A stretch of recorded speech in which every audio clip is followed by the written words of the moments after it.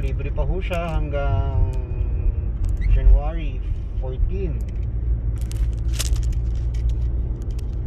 Yan. Sumampan na po tayo sa entrance ng Buendia Skyway. At tayo po ay patungo ng North Luzon, North Diversion. Okay, sa NLEX na po ang baba natin ito. So atin pong titignan kung kaya po namin maibigay sa inyo lahat ng exit point going to North Luzon. I-mention po namin. Okay, so I'm dining nga po pala. At ang videographer ngayon ay ang asawa ko, si Nikki. Okay, ito na po. Time is 9:03 dito po sa watch namin. So we are running at 60 kilometers per hour. So tingnan natin ngayon kung gaano katagal ang magiging biyahe natin. So currently there are 3 lanes available. Okay, tapos magiging 2 siya. Yan, makikita nyo po, magiging 2 lanes. Yan. Okay, so nakasara po yung signboard kung anong exit ito.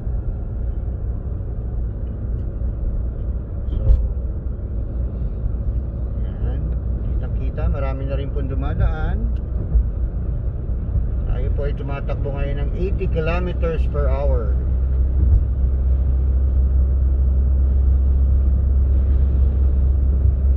Masyadong masarap dumaan dito. And first exit po ay Quirino Avenue. Okay, Quirino Avenue exit. Yan po yung first exit from Buendia entrance. Another signboard na nakatakip pa, medyo suspense lang po. By January 14 po, makikita nyo ng lahat yan. Now we are using 2 lanes po going to north. So separate. Separate po yung lane para sa mga galing naman po ng north going to south. Kung makikita nyo sa kabilang lane, marami na rin po dumadaan.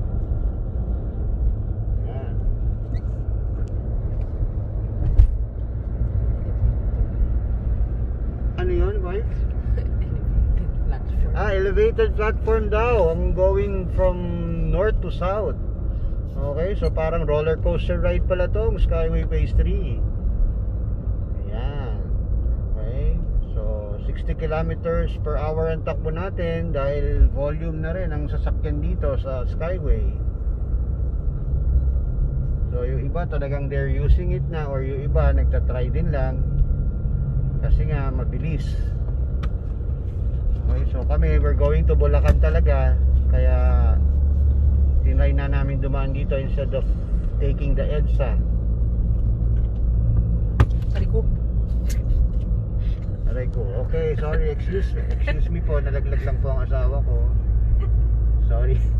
Siya po yung natatawa ngayon at hindi po niya mapigilan.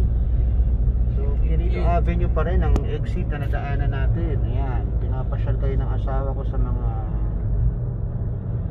lugar dito sa Quirino Avenue. Okay, now we're approaching I think another exit. Oh, yun, yung elevated. Nakikita nyo yung galing ng norte papuntang south, nandito sa ibabaw po namin. Okay, so ngayon nagiging single lane, kaya may konting pagbagal. Siyempre dahil pag-iingat ng mga sasakyan, coming from a 2 lane nagiging single lane. Yan. Pero pag open na ho to, malawak, malapad po ang Skyway. Okay, so may mga finishing construction po na ginagawa pa. Ito po ay malapad na lane. Ayan.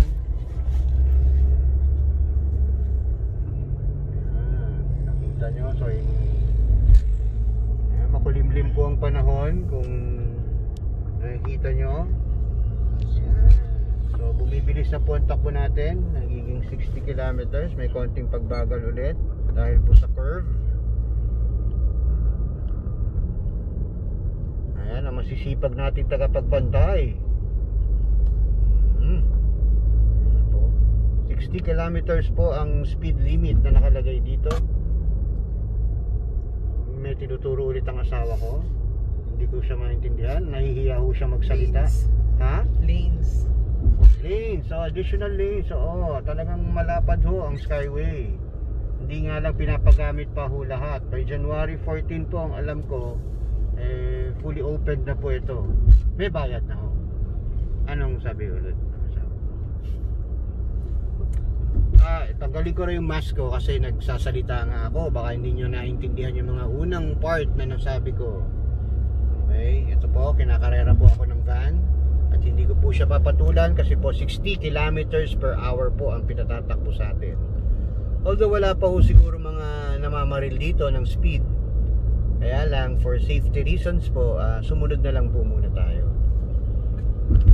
So I think it's temporary naman po yung 60 kilometers kasi sayang naman po yung ganda nitong Skyway kung ililimit nila sa 60. Okay.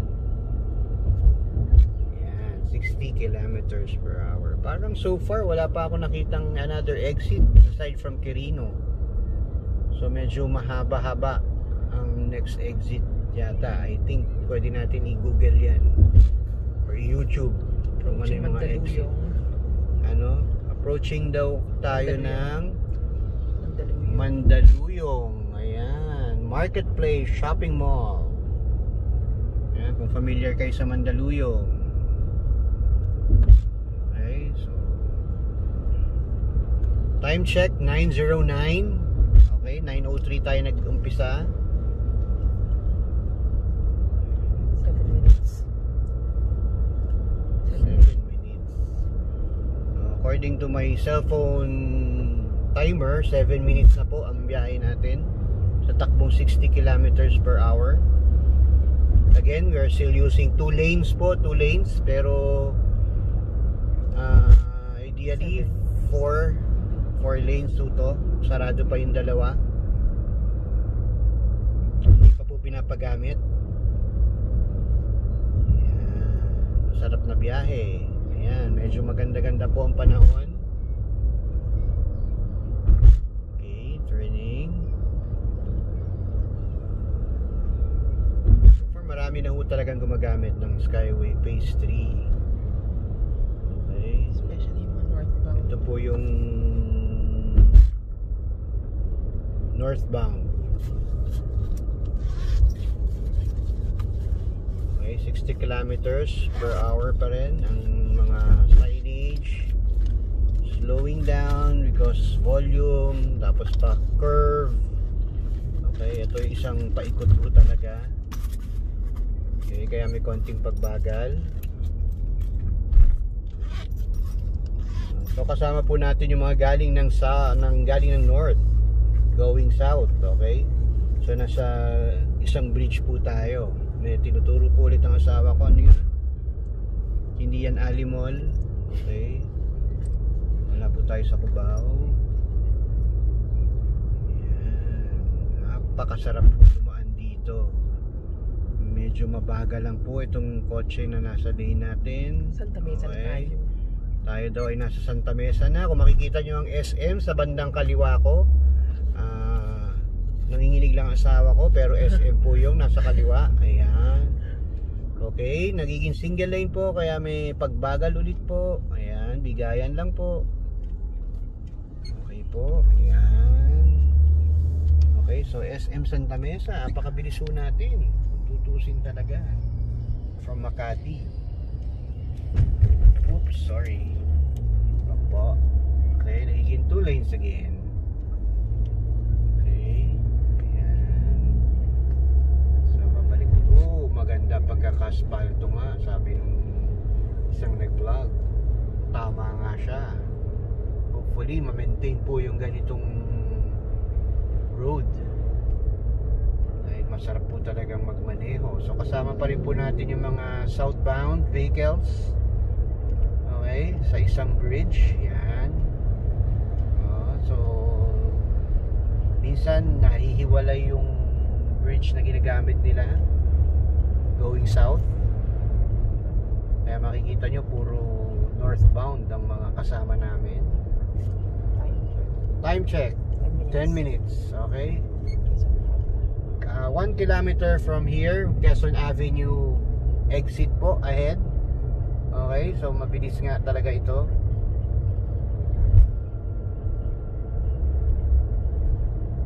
So 60 kilometers per hour ang mini-maintain po nating speed. Okay, so imagine niyo kung makakapag 100 kilometers per hour na tayo dito, mabilis po talaga. Okay. Yan, 2 lanes. We're using 2 lanes. Ayan. Sorry. Ayan po, Quezon Avenue, 400 meters ahead. Ayan, Quezon Avenue, New Manila. Now, according Pure Gold. Q Central, Pure Gold, nadaanan po natin. So, yung mga familiar dito sa Quezon Avenue. Okay, 100 meters, yun po, nakikita nyo na po ang mga umi-exit. So, tayo po ay diretso pa rin. Okay, sila po ay umi-exit ng Quezon Avenue. Okay, so pwede na po umi-exit ng Quezon Avenue. Sa kami po ay papuntang NLEX. Okay, dire-diretso. So, sandali lang po. Sensya na po, may nakatigil po. Okay, nagtanong po siya kung saan po ang papuntang Quiapo siguro. Okay, yan. So, nagpasa na po natin ang Quezon Avenue exit. Ang next exit po according to sa signboard is NLEX na. Okay, pero in reality po may mga exit pa ho yata. I don't know, hindi natin i-google mamaya. Pag kaya ko ilagay dito sa video, ay ilalagay natin. Ang asawa ko panay po turo, ayaw talaga magsalita. Mahihiyain. Stop po muna. Ayan, balik po tayo. Sorry, naputol. Nataas sa ibabaw po tayo ng Araneta Avenue. Ayan. Katedral. Hindi siya katedral. Naku, natawa ang asawa ko. Sensya na po sa pagbablog. Gusto lang po namin masaya. Okay, ganyan po ang asawa ko. Kaya mahal na mahal ho ako niyan. Madali po siyang patawanin. Ayan. Kita po niya yung katedral. Mamaya po pabalik kung makukunan namin. From north going south naman po. Columbario. Sa Araneta Avenue. Okay, so we are over Araneta Avenue. Yan, ganda ng road. Kung makikita nyo yung spalto, syempre bagong bago eh. So hopefully nga ma-maintain po yung ganitong klase. Oo, ganda ng road kahit marami na pong dumadaan. Okay, merging traffic. Wow, kita nyo ang laki ng lane talaga. Sobra. Separate yung kabila. Oo, separate ulit ang mga southbound. Hindi nyo nakikita ang kasalubong namin kasi nasa kabilang side sila nitong mini pader. Yan, mini pader. Yun, sila yung nasa kabilang side. Yan. Saya. So dito 4 lanes ang actual na pwedeng makagamit. 2 lanes medyo sarado pa.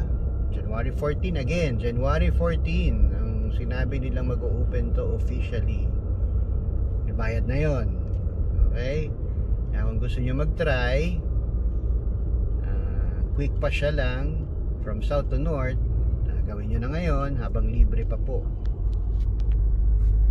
Skyway. Makikita nyo yung nasa ibabaw na portion. Dyan po dumadaan yung mga galing ulit ng norte papuntang south. Okay, so dito exit. Ayan, tinuturo tayo ng mapaglingkod na mamamayan. Okay, mukhang ito na po ang exit ng NLEX. Tignan natin kung saan ang baba natin. San Francisco Del Monte. Okay, no charge, toll free. Okay, kailangan nga lang meron kang RFID. Francisco Del Monte. San Francisco Del Monte daw, sabi ng asawa. According to Google Maps. According to Google Maps. Okay, merging traffic. Yan, ang ganda. Grabe. Toll free. Okay, so pakabit na po kayo ng RFID nyo. Kahit po yan ay AutoSwift or EasyTrip, papakinabangan nyo po in the future. Kahit hindi po kayo taga norte or taga south, dahil siguradong mabiyahe Umakyat siya po sa kayo. kabilang side. Alin?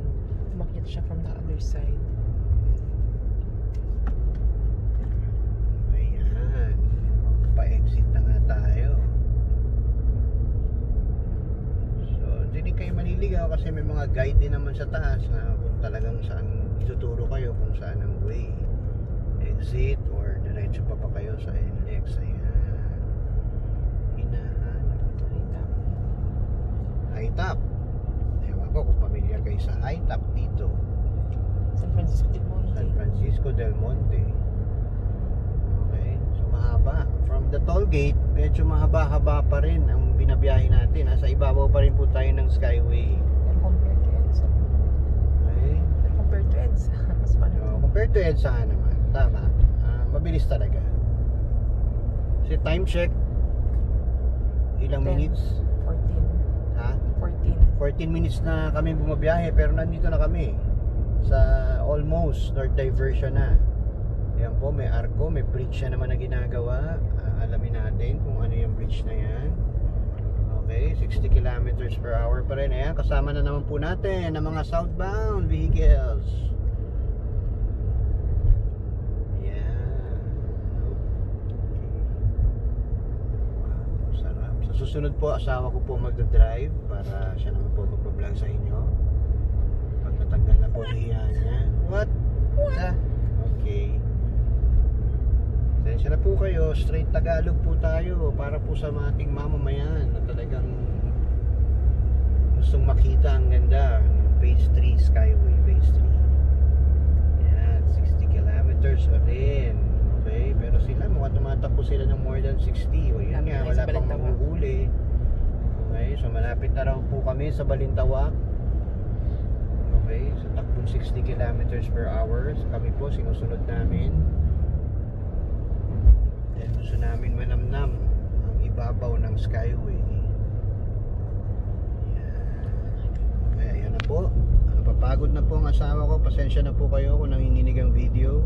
Ayun, ang MRT. Uy, ang Ayala Mall. Cloverleaf. Ayan na po. Kung nakikita nyo sa kanang bahagi po ng ating video. Yan. Mukhang malapit na nga ho talaga tayo. Pababa ng NLEX. Okay, so yan po yung Ayala Cloverleaf. Balintawak na po talaga tayo. Mabilis nga ho talaga. Okay, compared to EDSA, kung EDSA kayo dadaan, this is really a better way going to north from Makati. Yan na po, tayo po ay pababa na going sa NLEX. LRT. Ayun, ewan ko kung saan kayo pinasya ng asawa ko. May LRT station. LRT station sa may Balintawak. Yun. Okay, so kasabay yan, katabi natin ngayon ng mga galing north. Mamaya dyan din po tayo dadaan. Itatry rin po namin i-cover yung video pabalik. Okay, so mabilis po ang biyahe talaga namin ngayon. Kahit sabihin yung 60 kilometers per hour lang yung tinatakbo, mahaba pa rin po pala from Ayala Cloverleaf bago makababa ng Skyway. Okay, so 60 kilometers per hour. Smooth naman po ang flow ng traffic. Kahit single lane lang ang ginagamit ngayon dito going to the exit. Ayan. So pati po yung galing ng north, single lane din ang ginagamit. Okay. Hindi ko, wala po akong Eternal salamin. Gardens.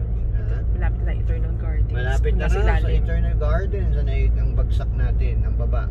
Hindi. Okay, ayan na yung Eternal Gardens. Kung familiar po kayo sa North Diversion, Taas. yan po yung bago na mag toll gate ulit, entering North Diversion, yung Eternal Gardens. Hindi po ako yon, nasa billboard. Okay, hindi po ako yan.